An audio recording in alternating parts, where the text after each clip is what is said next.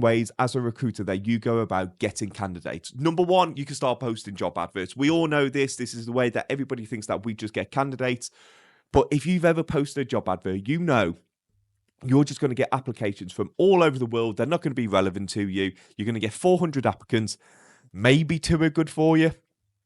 The second way is LinkedIn. LinkedIn's the best platform for hiring, especially if you're working with white-collar candidates. If you're working with people who are in an office, maybe they're earning more than 40K, more than likely they're on LinkedIn. Even if they don't use LinkedIn, they're on LinkedIn because of job opportunities. Maybe they want to brag about themselves or whatever they want to do.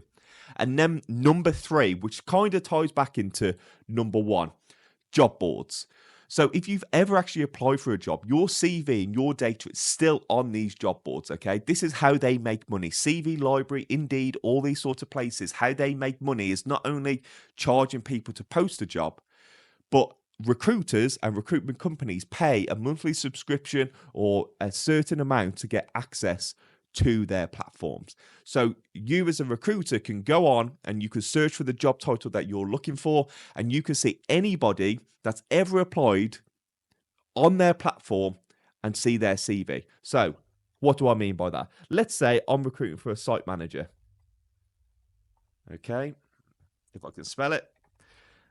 A site manager. And let's say I want to do this in London.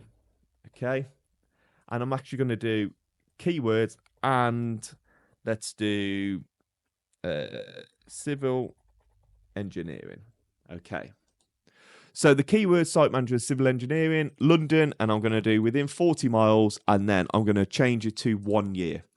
And that's come up as 2,000 results. So very quickly, this is how you can start contacting candidates about your role. And now, obviously, you want to get more and more refined on this. You're not going to go through and start calling 2,000 people, especially when each one. So let me show you how CV Library works. Let's say Demir, okay? I fancy speaking to him. If I download his CV, it uses one of my credits, okay? So as you can see here, if we go back, I've got 10 downloads remaining.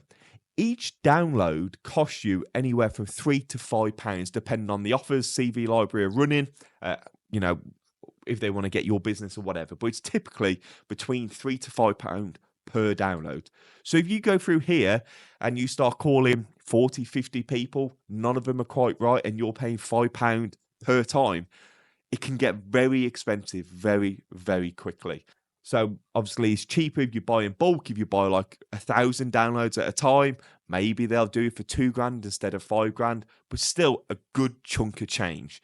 So you have to be very careful, especially when it comes to when you're going to download. And so I'd have a look on here. I'll start going through his CV and seeing whether it's relevant to me. Okay. And just by the way, this type of CV is absolutely awful. Never have your CV like this. It looks disgusting. Obviously I can kind of see the groups he's working at, RGL Group, the company. I can see his experience. He's very job hoppy, as you can see here. He is, he's done a year here, a year here, a year here. So he's obviously a freelance site manager, but I'm going to be looking for a perm one. So I'm just going to go through here, and that hasn't cost me a download. Let's go through here. I'm going to keep going. Okay, so you get the picture. Now, a couple of tricks with CV Library. You can do and or. So I've got site manager and civil engineering or groundworks. Okay. So then it'll find anybody that meets that criteria. And I would probably change this to 28 days. Ideally, if I'm consistently checking CV Library over and over and over again, I would want to be doing this every 3 days, 7 days. Okay, so that's typically what I would do. If I'm heavily resourcing for a role, I want to speak to people who have just uploaded their CV, because more than likely they haven't been contacted by other recruiters just yet. So all the other people, they've had recruiters looking at their profiles. Now, look at this fella here. He posted his about a week ago. I could speak to him. This one was yesterday. So more than likely he hasn't been contacted. It's fresh. He's looking right now. I could probably go and have a chat to him, say, get your CV off CV Library. Let me work with you. And as you can see here, he's done 3 years here, and then he's taken a move.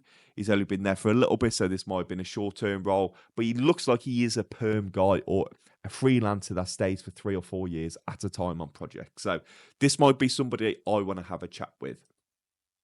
Now, it's really important when you're using CV Library, when you call people up and they're asking where you got your data, where have you got this data from? Just be honest with them. Just say, well, I think you applied for a job on CV Library before, or you uploaded. I've just got your data off there, because people can get a little bit funny when they've uploaded and they've applied for a job and they get called by a different recruiter. They don't understand why and how you've got their details. So always just be honest with them.